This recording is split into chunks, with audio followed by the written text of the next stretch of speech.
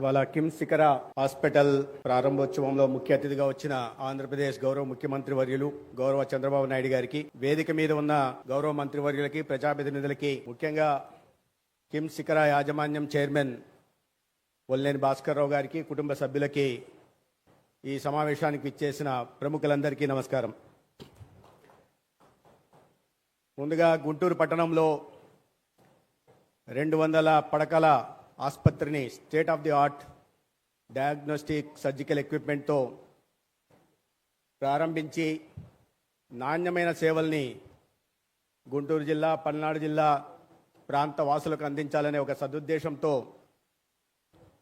ఈ ఆసుపత్రిని ప్రారంభిస్తున్న సందర్భంగా భాస్కర్ రావు గారికి, వారి తనయులు డాక్టర్ అభినయ్ గారికి, అద్విక్ గారికి నేను ముందుగా శుభాకాంక్షలు తెలియజేస్తున్నాను. వారి ప్రస్థానం 2000 సంవత్సరంలో మొదలైంది. ఒక యాదృచ్ఛికం ఏంటంటే, వారు మొట్టమొదటి ఆసుపత్రి నెల్లూరులో 200 పడకల ఆసుపత్రి బొల్లినేని హాస్పిటల్ని ప్రారంభించినప్పుడు నేనున్నాను. ఇవాళ సేవల్ని విస్తరిస్తూ 16వ ఆసుపత్రి ప్రారంభిస్తున్న సందర్భంగా కూడా నేనున్నాను. అయితే చిన్న తేడా ఏంటంటే, ఆనాడు ఆసుపత్రి ప్రారంభోత్సవంలో ముఖ్య అతిథిగా ఉంటున్న కేంద్ర మంత్రి వెంకయ్య నాయుడు గారికి నేను ఓఎస్డీగా ఉన్నా. ఇవాళ ఈరోజు కార్యక్రమంలో ముఖ్య అతిథిగా ఉంటున్న చంద్రబాబు నాయుడు గారి మంత్రివర్గంలో మంత్రిగా ఉన్నా. 2 సందర్భాల్లో ఉన్నా అంటే ఆ ప్రస్థానాన్ని నేను ఆనాటి నుంచి ఈనాటి దాకా చూస్తూ ఉన్నా. ఎంతో కఠోర పరిశ్రమ, సేవ చేయాలనే ఆలోచన, ప్రజల్ని భాగస్వాములు చేసుకుంటూ వారి జీవన ప్రమాణాలను పెంచాలనే ఆలోచన లేకపోతే ఇతని సుదీర్ఘ ప్రయాణం సాధ్యం కాదు.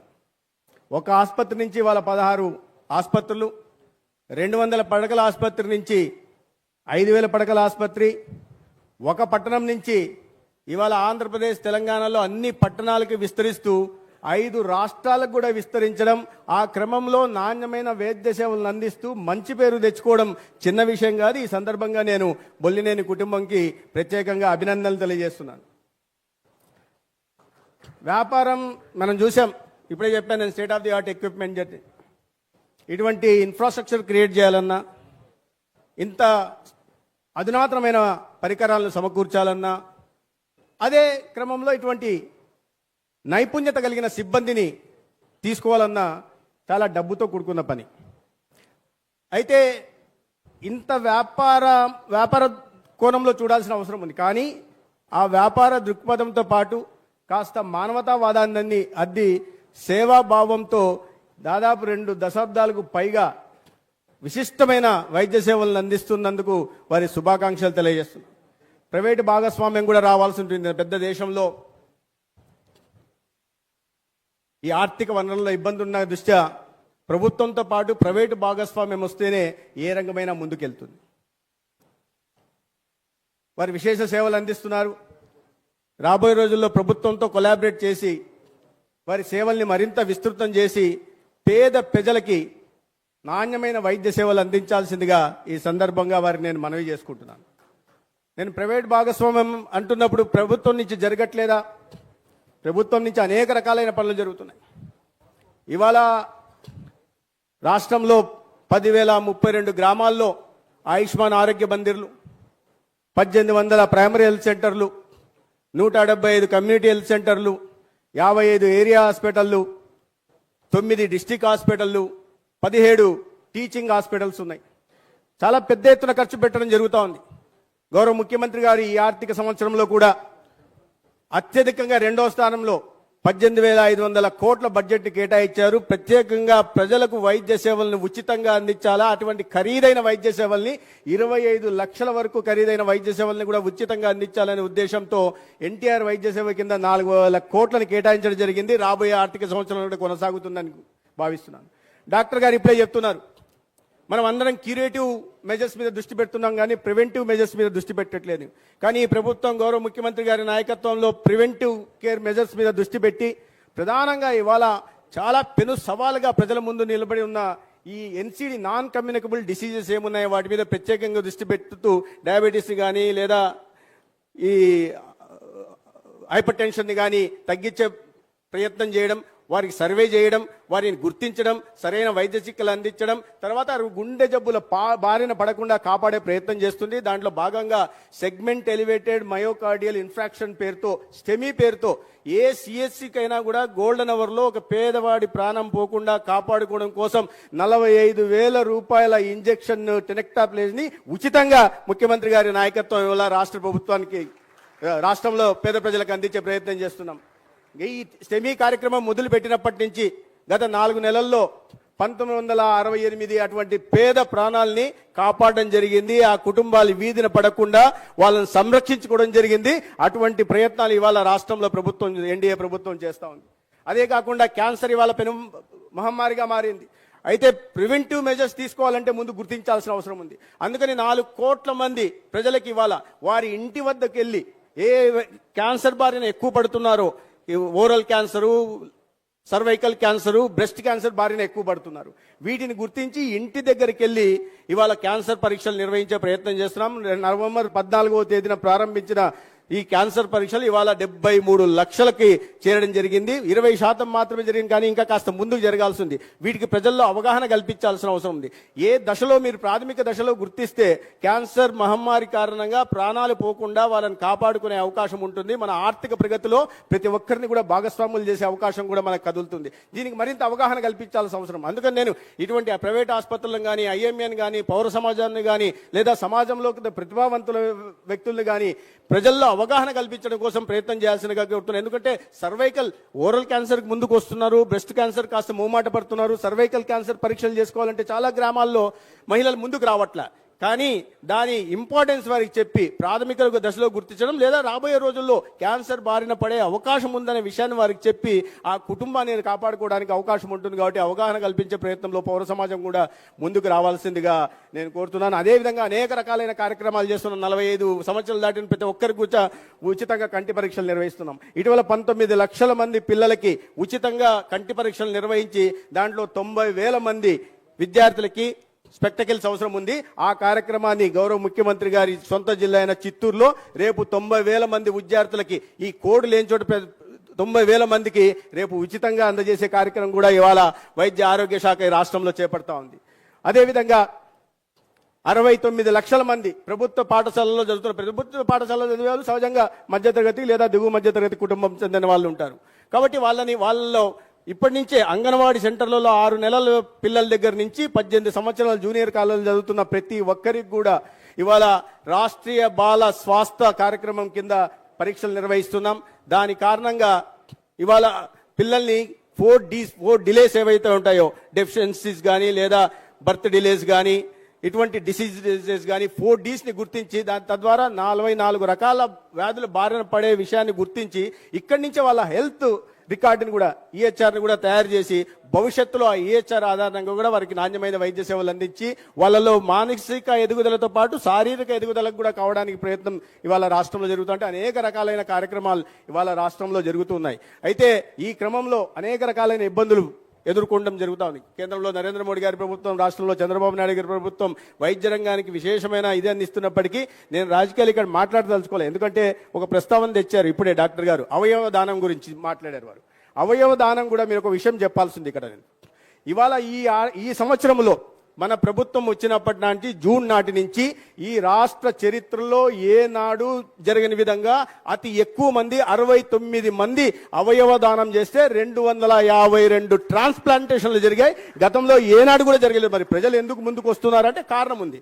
డాక్టర్ గారు ఈ మన ప్రభుత్వం వస్తూనే ముఖ్యమంత్రి గారి ఆదేశాల మేరకు ఈ అవయవ దానం చేస్తున్న వారికి ఒక 10,000 రూపాయలు ఇవ్వడం, వారిని గౌరవంగా ఆసుపత్రి నుంచి ఆ పార్థివ దేహాన్ని తీసుకెళ్లడం, సొంత గ్రామానికి చేర్చడం, తర్వాత జిల్లా అధికారి కలెక్టర్ కానీ లేదా ఎస్పీ సారథ్యంలో వారి అంత్యక్రియలు నిర్వహించే విధంగా కూడా జీవో ఇవ్వడం జరిగింది.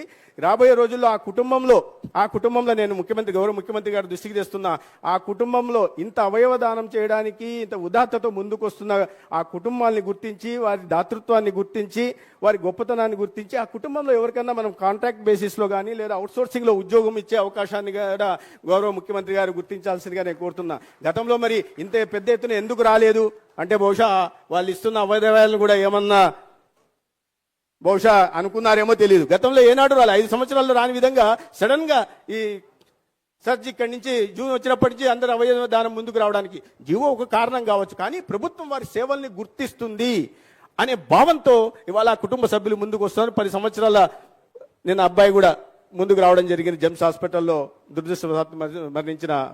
అయితే రాష్ట్రంలో 5 సంవత్సరాలు జరిగిన విధ్వంసాన్ని సరిచేయడం అంతా నేను రాజకీయాలు మాట్లాడదలుచుకోలే, కానీ సరిచేయడం చిన్న విషయం కాదు, వాస్తవ పరిస్థితులు కూడా చెప్పాల్సిన అవసరం ఉంది.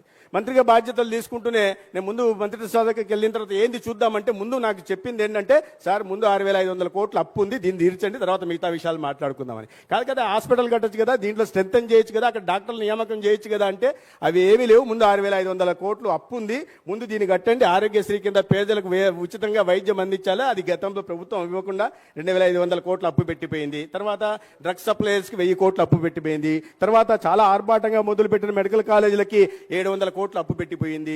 ఎక్కడ చూసినా అప్పు తప్ప మిగతా సేవ కనిపించలే. అటువంటి పాలన సాగింది. వాటిని సరి చేసుకుంటూ ఇవాళ దానికి అనుగుణంగానే పెద్ద ఎత్తున నిధులు ఇస్తూ ఉన్నారు, బడ్జెట్ నుంచి కేటాయింపులు చేస్తున్నారు. ఇవాళ అప్పులు చెల్లించుకుంటూ ఆ గ్యాప్స్ సరి చేసుకుంటూ ఆ డెఫిషియన్సీని కూడా సరి చేసుకుంటూ రోడ్డుపాట్లను పూడ్చుకుంటూ ముందుకు తీసుకెళ్లే ప్రయత్నం చేస్తుంటాం. గతంలో ఎప్పుడు ఒక 5 సంవత్సరాల్లో ఒక్క హాస్పిటల్ అప్గ్రేడేషన్ కూడా పోలే. కేంద్ర ప్రభుత్వం ఆయుష్మాన్ ఆరోగ్య మందిర్లను కట్టడానికి వెసులుబాటు కల్పిస్తే 5 సంవత్సరాల్లో కేవలం 1000 మాత్రమే కట్టగలిగారు. దానికి ఆర్భాటంగా విలేజ్ హెల్త్ క్లినిక్ అని పేరు పెట్టి బొమ్మ వేసుకున్నారు, కానీ వాటిని పూర్తి చేసే ప్రయత్నం చేయాల. ఇప్పుడు మిగిలిన 9,000కు పైగా కట్టాల్సిన బాధ్యత ఇవాళ ఈ ప్రభుత్వం, కొత్త ప్రభుత్వం మీద పడింది అని అన్ని విధాలా అన్ని రకాలుగా కూడా ఇటువంటి చర్యలే తీసుకున్నారు. గతంలో ఏదైతే అప్గ్రేడేషన్ చేశారో కమ్యూనిటీ హెల్త్ సెంటర్లని, వాటిని కూడా పూర్తి చేయలే.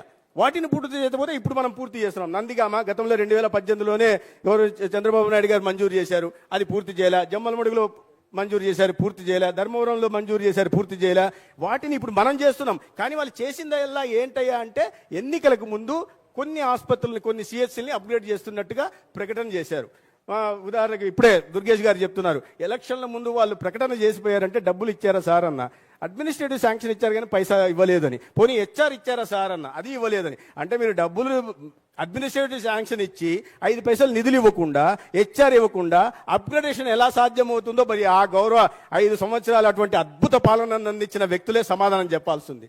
ఇవాళ మాట్లాడుతుంటారు, మెడికల్ కాలేజీల గురించి మాట్లాడుతున్నారు.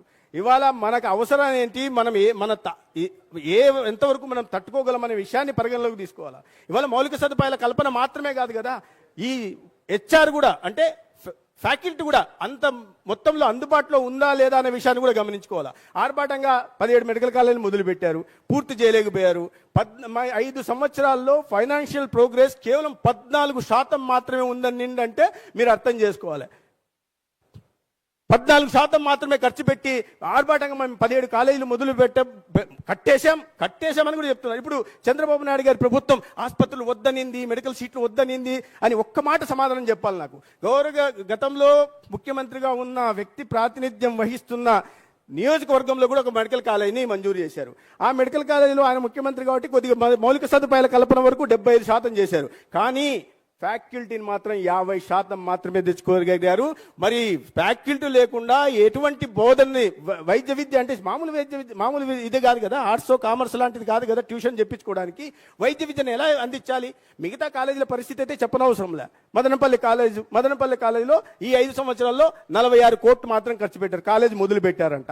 600 కోట్లు ఖర్చు పెట్టాల్సిన కాలేజీలో 46 కోట్లు ఖర్చు పెట్టి కాలేజీ మొదలు పెట్టమంటే గని భాస్కరరావు గారికి తెలుసు కాలేజీ నడపాలంటే ఎటువంటి విషయము. ఫ్యాకల్టీ లేని విషయంలో, ట్యూటర్స్ లేని సందర్భంలో, సొంత నియోజకవర్గంలో కాలేజీకే మీరు ట్యూటర్స్ తీసుకెళ్ళిపోని నేపథ్యంలో ఇవాళ తప్పుడు ప్రచారం చేసే ప్రయత్నం చేస్తున్నారు. మరీ దారుణంగా ఎటువంటి పరిస్థితి అంటే, మొన్న ఒక ఉప ముఖ్యమంత్రి ప్రెస్ కాన్ఫరెన్స్ చేసి డైరెక్ట్ ముఖ్యమంత్రి గారి గురించి మాట్లాడుతున్నారు, చంద్రబాబు నాయుడు గురించి. కాలేజీలు వద్దన్నారు అని ఆయన భాషలో చెప్తూ, మేము అడ్మినిస్ట్రేటివ్ శాంక్షన్ ఇచ్చాం, వి బిల్ట్ హ్యూమంగస్ బిల్డింగ్స్ అన్నాడు. నాకు అర్థం కాలే, ఏంటి హ్యూమంగస్ బిల్డింగ్స్ బిల్డ్ చేశారు, ఎక్కడున్నాయా బాబు? మీరు వెళ్తే చిన్న ఇవి తప్ప, పునాదులు తప్ప, లేదా 1వ ఫ్లోర్ దాకా తప్ప, అది కూడా హాస్పిటల్ తప్ప మిగతావి ఎక్కడ మొదలు కాలే. మరి ఆయన చెప్పే క్రమంలో అత్యుత్సాహం మరి ఎవరు రాసిచ్చారో నాకు తెలియదు, కానీ హ్యూమంగస్ బిల్డింగ్స్, పార్వతీపురంలో కూడా హ్యూమంగస్ బిల్డింగ్ కట్టామన్నారు. పార్వతీపురంలో టెండరే పిలవకుండా హ్యూమంగస్ బిల్డింగ్స్ ఎలా వచ్చాయో మరి వారే చెప్పాలి సమాధానం. టెండర్ పిలవకుండా బిల్డింగ్లు ఎవరైనా కట్టడం ఎక్కడన్నా మీరు చూసారా? అటువంటి అసత్య ప్రచారాలను చేసి నమ్మించే ప్రయత్నం చేశారు, గతంలో చేశారు. ప్రజలు అటువంటి తీర్పు ఇచ్చిన తర్వాత కూడా ఆత్మ పరిశీలన చేసుకుని మేము ఎక్కడ తప్పులు చేశాం, మేము చెప్తున్న అబద్ధాలని ప్రజలు నమ్మారా లేదా అని ఆత్మ పరిశీలన చేసుకోకుండా అదే అబద్ధాలని మళ్ళీ మళ్ళీ మళ్ళీ మళ్ళీ చెప్తూ నిజాలుగా భ్రమింపు చేసే ప్రయత్నం చేస్తున్నారు. అయితే ప్రజలకు తెలుసు కాబట్టి ఎవరు ఎటువంటి పాలన అందించారు, ఎవరు మంచి ప్రభుత్వాన్ని ఇవ్వగలరు అనేది ఈ గతంలో 5 సంవత్సరాలు అనుభవించారు. అనుభవించిన తర్వాత ఈ 9 నెలల కాలంలో కూడా మార్పులు చూశారు. ఇవాళ అభివృద్ధి ప్రదాతగా ఉంటున్న నరేంద్ర మోడీ గారి నాయకత్వంలో ఒక దార్శనిక నాయకుడు చంద్రబాబు నాయుడు గారి రాష్ట్రంలో అధికారంలో ఉన్నారు కాబట్టి ఎన్డీఏ ప్రభుత్వం ఈ లోటుపాట్లను సరి చేసుకుంటూ ఏదైతే మనం అందరం కలలు కంటున్నామో ఆశిస్తున్నామో ఒక స్వర్ణాంధ్రప్రదేశ్ నిర్మాణం దిశగా ఈ ప్రభుత్వం అడుగులు వేస్తా ఉంది. స్వర్ణాంధ్ర నిర్మాణం జరగడం తథ్యం. స్వర్ణాంధ్ర నిర్మాణం జరిగి ఈ స్వర్ణాంధ్ర వికసిత భారత్ నిర్మాణంలో కూడా ప్రముఖ పాత్ర వహిస్తుంది. అటువంటి నాయకత్వ లక్షణాలు, సమర్థ నాయకత్వం ఈ రాష్ట్రంలో చంద్రబాబు నాయుడు గారి రూపంలో, పవన్ కళ్యాణ్ గారి రూపంలో ఉందని నేను మీ అందరికీ తెలియజేసుకుంటూ ఈ సేవా భావంతో మీరు చేస్తున్న వీటిని మరింత విస్తృతపరచాలని నేను బొల్లినేని సోదరులను కోరుకుంటూ సెలవు తీసుకుంటాను. ధన్యవాదాలు. నమస్కారం.